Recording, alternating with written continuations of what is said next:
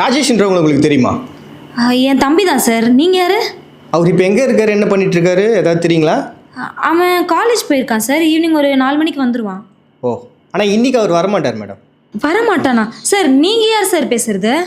Tamil Nadu police crime பிரான்ச்லேருந்து பாண்டியன் பேசுகிறேம்மா. Sir அவன் ஏதாவது தப்பு பண்ணிட்டானா சார்? காலையில் ஒரு ட்ரக் கேஸில் ஒரு கும்பலை பிடிச்சோம். அதில் மெயினாக அவங்க தம்பி தான் இருக்கிறாரு.